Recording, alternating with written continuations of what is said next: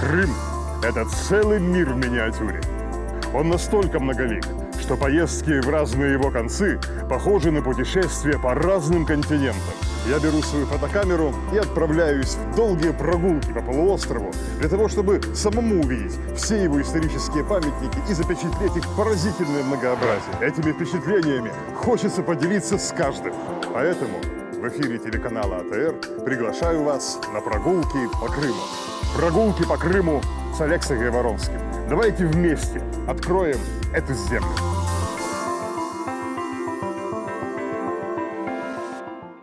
Среди средневековых поселений Горного Крыма есть одно, которое настолько отличается от всех прочих, что его порою даже не включают в списки пещерных городов. О нем не часто пишут в туристических путеводителях, хотя для того, чтобы познакомиться с этим городищем, вовсе не требуется заходить далеко в горы. Над Качинской долиной поднимаются 3 скальных гиганта, стоящих в ряд и схожих издали между собой, как близнецы. 2 из них, Тепекермен и Качикальон, мы с вами уже посетили в предыдущих передачах, а 3-й скальный мыс, что стоит ровно посередине между ними, называется Кыз-Кермен. Про него я и расскажу вам в сегодняшнем выпуске «Прогулок по Крыму».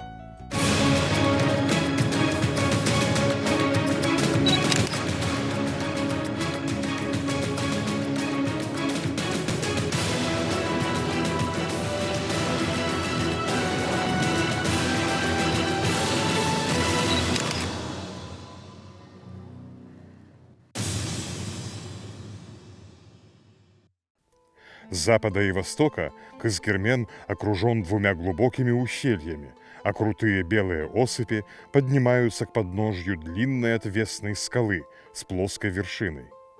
Эти виды весьма напоминают пейзаж соседнего Тепекермена, однако в глаза бросается одно серьезное отличие. В то время как скалы Тепекермена и Качикальона усеяны отверстиями сотен пещер, скальные утесы Кыз-Кермена первозданно чисты, пещер в них нет. И это лишь первое из многих отличий между 3 древними городами, что стоят вплотную друг к другу. Название Кыз-Кермен переводится как «девичья крепость». Своим происхождением оно обязано крымско-татарским преданиям, среди которых встречается множество сюжетов, поясняющих историю различных заброшенных развалин необыкновенными приключениями живших в глубокой древности красавиц.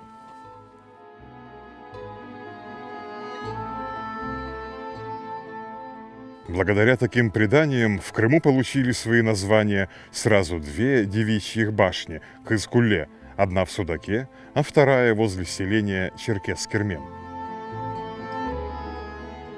Во время наших недавних прогулок, как вы помните, я уже касался 2 таких легенд. В одной из них говорилось про храбрую девушку, победившую дракона на Тепекермене, а во 2 про несчастную пастушку, погубленную чудовищами на Качикальоне. Подобные сюжеты были очень характерны для фольклора как крымских татар, так и многих других народов, и схожие легенды складывались в самых разных уголках мира. Потому постройки, прозванные девичьими башнями, можно увидеть не только в Крыму, но и во многих других краях – в Стамбуле, в Баку, в Аккермане и различных других местах.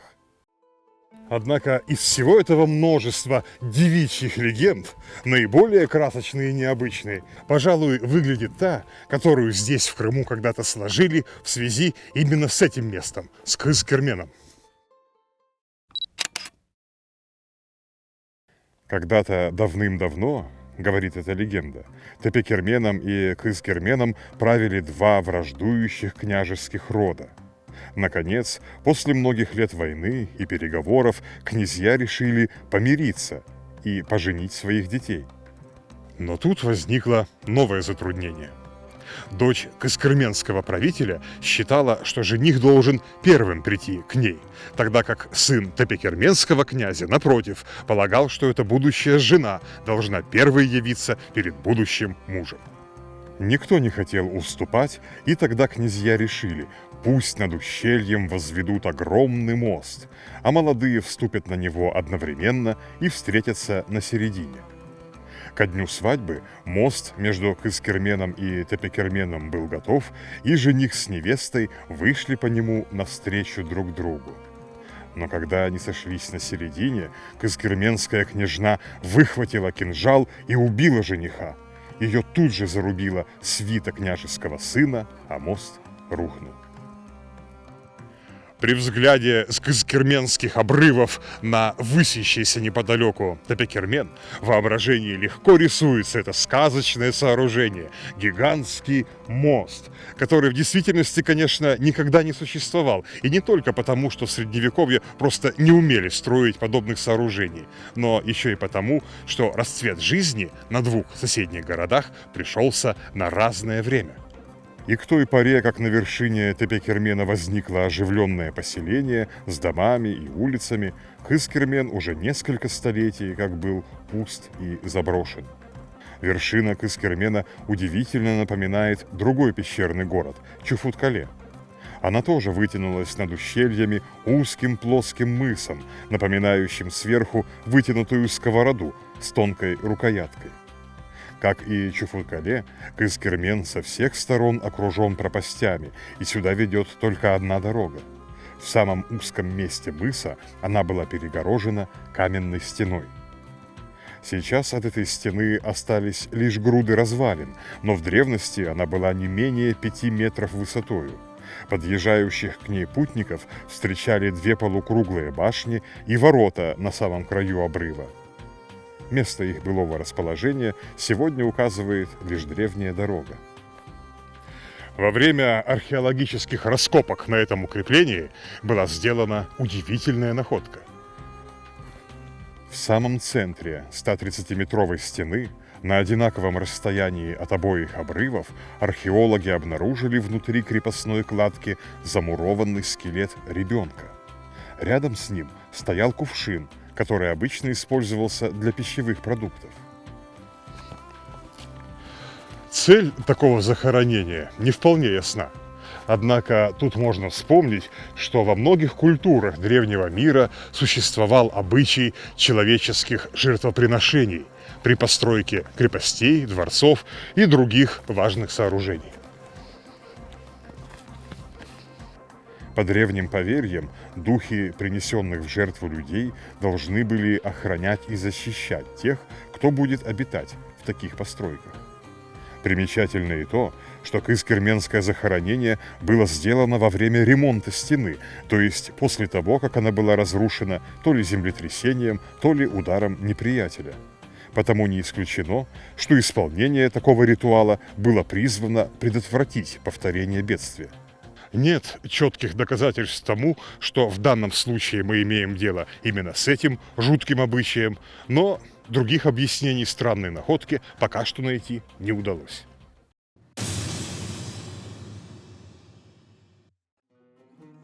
Среди кустов и зарослей неподалеку от стены были раскопаны остатки нескольких жилых усадеб. Каждая из них имела просторный двор, обнесенный невысокой стеною, а внутри него от 3 до 7 различных хозяйственных и жилых построек. Всего таких усадеб было найдено 7, а это значит, что население города в древности было небольшим, всего лишь около 100 человек. На развалинах этих усадеб были найдены остатки кузнечной мастерской, а также следы винодельческих хозяйств.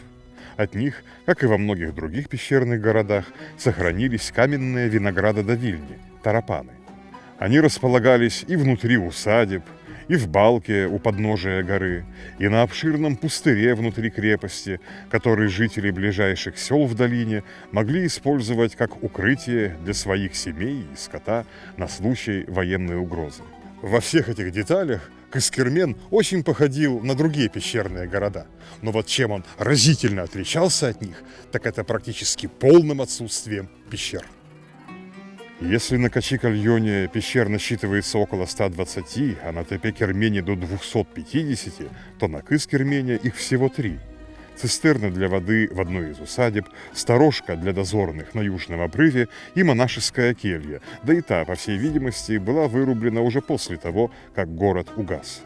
Помимо главных крепостных ворот, укрепление имело еще и запасной потайной выход. Он был устроен в небольшой расщелине возле скального обрыва. Вырубки в скалах показывают, что тут была выложена небольшая стена, а в ней сооружена крепкая деревянная калитка. В скале заметны пазы для толстых дверных косяков и подрубки под низ ворот. Далее вниз по склону идет высеченная в скале лестница. Потайная тропа в скалах приводит к главному стратегическому запасу Кыскермена – роднику чистой воды внутри грота. Здесь в скале вырублены водосборники, в том числе один весьма большой, емкостью около 240 литров. В отличие от Тепекермена, чьи источники воды давно иссохли, родники Кыскермена до сих пор струят влагу. Причем тут их насчитывается несколько.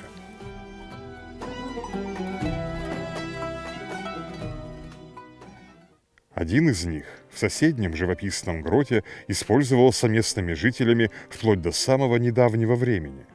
Уже в ханские времена, либо в XIX веке, вода из него была по трубе отведена к традиционному крымско-татарскому чешме, от которого на сегодняшний день остались лишь обломки со следами орнамента.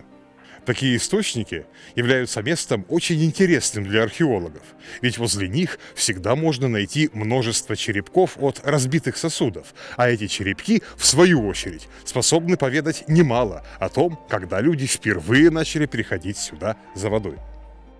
Находки в этом гроте просто поражают древностью. Тут были найдены осколки греческих амфор с клеймами, поставленными на Родосе и в Синопе около 2000 лет назад. А средневековая крепостная стена, как выяснилось, стоит на развалинах гораздо более древнего, позднеантичного укрепления. Потому не исключено, что здесь, на Кыскермене, еще на заре крымской истории могло существовать укрепление тавров, которые поддерживали связи с античными городами на побережье. Жизнь на Кыскермене не прекращалась и в последующие эпохи. Чуть к северу от крепостной стены найдены следы большого поселения скифов, которые в свое время тоже облюбовали эту безопасную и удобную скалу. Что же за люди населяли кыскерменские усадьбы в средние века? Найденные при раскопках в здешних жилищах железные кресты и предметы византийского культа подсказывают, что это было, вероятно, такое же смешанное население, как и в других пещерных городах Крыма. То есть дальние потомки тавров, скифов, готов и алан, объединенных греческим языком и религией. Однако они были не единственными жителями Кыскермена. Особенности здешних укреплений и ряд археологических находок свидетельствуют о том, что строителями средневековой Кыскерменской крепости были хазары, тюркский народ, чья степная империя, хазарский каганат, с 7 по 10 столетия владела огромными пространствами от Днестра до Аральского моря. Среди прочих земель Хазарии принадлежал также и Крым, власть над которым хазарские каганы оспаривали у тогдашней средиземноморской сверхдержавы – Византии. Кыскермен был одним из нескольких форпостов, которыми располагали в Крыму хазарские правители. И его укрепления построены, как считается, примерно в 770-х или 780-х годах, то есть в эпоху могущества хазарской державы. Многолетний спор Хазарии и Византии за Крым закончился отступлением хазар. Их отряды покинули горные крепости. В степи на смену хазарам пришла новая волна тюркских народов, печенегов и кыпчаков, а древний город постепенно стал приходить в упадок. Исследователи давно отметили, что примерно в это же время неподалеку отсюда началось активное строительство города Кыркьер, нынешнего Чуфуткале. Не исключено, что туда и переселились многие жители заброшенного Кыскермена.